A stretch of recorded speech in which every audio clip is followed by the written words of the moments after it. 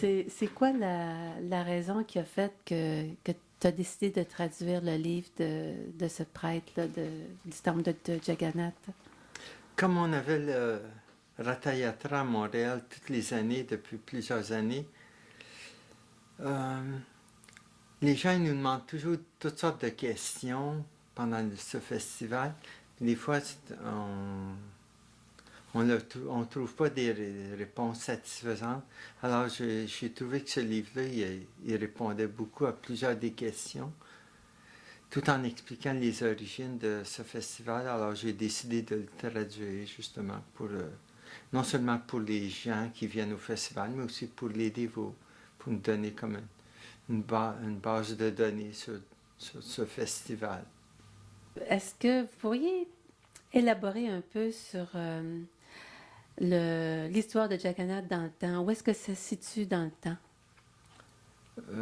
Le premier temple de Jagannath, la première déité de Jagannath remonte à très loin. En fait, il n'y a aucun record historique de date précise, mais on sait que le temple actuel a été construit au 12e siècle par un roi et qui a été rénové de plusieurs fois depuis. Et ce temple a été construit sur le site même où il y avait le temple originel, qui a été détruit avec le temps. Puis on sait aussi que c'est un roi du Népal, un roi bouddhiste, Indradyumna, qui a découvert Jagannath dans un village des Sabara. Donc, ça remonte au moins à 2500 ans. Et ensuite, on sait aussi par l'évangile du Verseau que Jésus lui-même a habité pendant 4 ans au temple de Jagannath. Donc ça aussi, ça fait remonter le temple au moins à 2000 ans. Voilà à peu près ce qu'on sait historiquement parlant. Est-ce que Jagannath a des liens avec les autres religions? Oui, on dit ici dans un livre qui a été écrit par chef Pujari du temple de Jagannath que Jagannath est adoré par toutes les classes de la société et les membres de toutes les religions. Jagannath était le dieu des brahmanes hindous, ainsi que celui des Savara, qui était une tribu qui vivait en Inde, les bouddhistes et les jains, ainsi que tous les rois du Gange, et plus tard les rois de la dynastie Gajapati étaient des adorateurs dévoués du Seigneur dans sa forme de bois présente qu'on appelle Daru Brahma. Est-ce que vous pourriez nous parler des rituels qui entourent ce processus? À tous les 12 ans, il y a ce qu'on appelle un rite de transformation, c'est-à-dire qu'on doit chercher un arbre pour sculpter des nouvelles formes de Jagannath. Et le seul arbre qui peut être utilisé, c'est l'arbre Nim, qui est considéré comme un arbre très de bon augure. Ça, on trouve les rites sont décrits dans des très anciens manuscrits dont la date exacte de leur composition demeure incertaine. Mais on dit que tous les 12 ans, dans tel ou tel village, le nom du village est donné, on dit tel arbre, un arbre va être découvert, un abronyme, puis il doit posséder seulement que 3 ou 4 branches. Et il doit être entouré aussi par 3 autres arbres aussi auspicieux, le Varuna, le Sada et le Vilva. Puis là, il y a toute une cérémonie avec une équipe de sculpteurs et de brahmanes qui vont vers le village désigné pour trouver l'arbre. Et sur cet arbre, ils doivent trouver il doit y avoir les 4 symboles de Vishnu, la conque, le disque, le lotus et la masse d'âme qui doivent être déjà être inscrits dans le bois. Ensuite, il y a toutes sortes de cérémonies et de mantras qui sont chantés puis, pour la sculpture de la déité, avant la sculpture de la déité. Ensuite, l'arbre est abattu avec une hache très spéciale, une hache en or qui est gardée dans le temple. Ensuite, on le met sur une charrette, puis on l'emporte vers le temple. Et là, dans la cour du temple, l'arbre va être sculpté par des sculpteurs qui sont descendants du sculpteur originel, Vishwakarma, qui a sculpté le premier la forme de Jagannath. Il faut mentionner qu'à proximité, parce que dans le village, il peut y avoir aussi plusieurs arbres Nim, mais il y a seulement qu'un de ces arbres-là qui va posséder les 4 symboles. Puis aussi, à proximité de cet arbre-là, il faut qu'il y ait un temple de Shiva, parce que Shiva, c'est un des plus importants devas, et son nom est synonyme de bon augure, donc c'est un caractère, ça donne un caractère auspicieux aux événements, à la sculpture et tout ça. Et aussi, l'arbre, il doit aussi se trouver, l'arbre et le temple doivent se trouver près d'un étang parce qu'il y a beaucoup d'activités rituelles qui doivent être accomplies. Et donc, on a absolument besoin d'eau aussi. Puis, c'est expliqué aussi qu'il faut aussi que ça soit situé aussi près d'un crématorium, un crématoire. Puis, c'est dit que dans ces endroits-là, tous les arbres sont égaux parce qu'ils finissent tous ensemble. Alors, voilà. Qu'est-ce qui se passe avec l'ancienne déité? Les anciennes déités, ils sont enterrés dans la cour du temple, qui devient comme un genre de cimetière, si tu veux. Puis tous les gens sont exclus, sauf les prêtres sont exclus de la cérémonie. Et c'est dit que si une personne, par hasard, voyait cet enterrement, cet ensevelissement des déités, en mourait si par hasard venait à le voir. Donc, cette nuit-là, sur la ville de Jagannath Puri, il y a un blackout, c'est-à-dire toutes les lumières sont éteintes. Et donc, toutes les personnes sont exclues donc, du temple aussi, de la cour. Les rites élaborés du temple, qui sont assez complexes, même plus encore que ceux de notre Église catholique, est-ce que ça favorise vraiment l'intimité avec Dieu?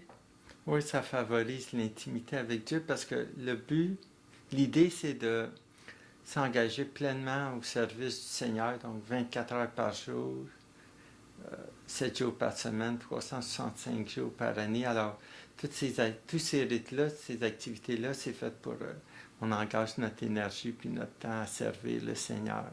Comme par exemple dans la chapelle de Rama, qui est située près de la porte est du temple, ils chantent le grand mantra, le mantra Hare Krishna, 365 jours par année.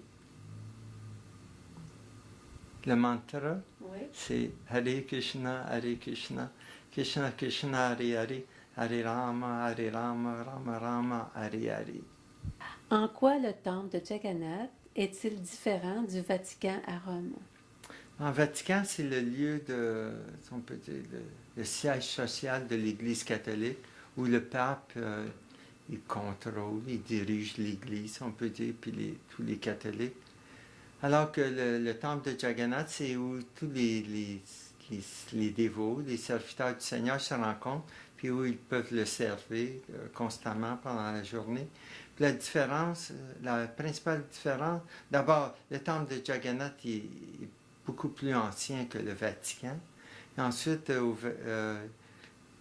contrairement au Vatican, il n'y a pas un pape ou un prêtre qui contrôle ou qui domine tout le monde, mais c'est le Seigneur Jagannath qui est on peut dire, le patron, le boss de tout le monde, de tous ses serviteurs. À quoi c'est dû le phénomène que ce soit Dieu directement qui règne sur les citoyens de Puri?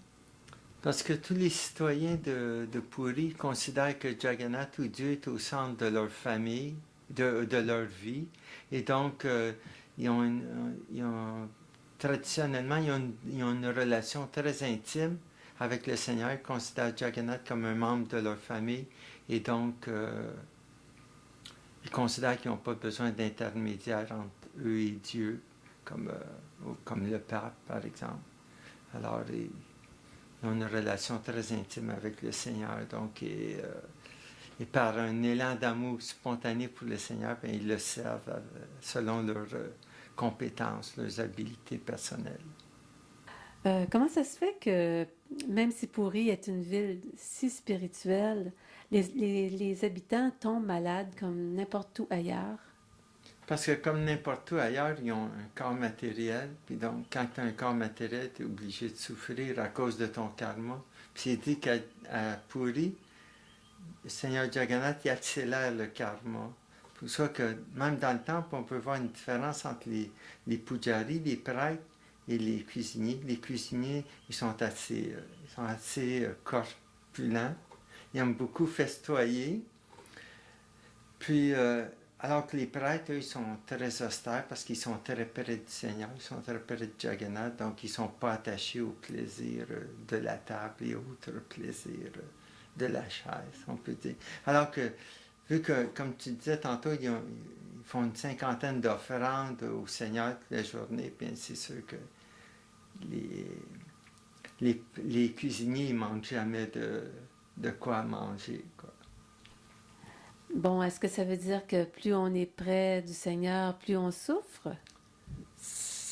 Dans un certain sens, oui, parce que c'est expliqué que comme Dieu il est le plus pur de tous les êtres, il faut se purifier pour s'approcher de lui. Et donc, c'est sûr qu'à son contact, matériellement parlant, on peut paraître souffrir plus.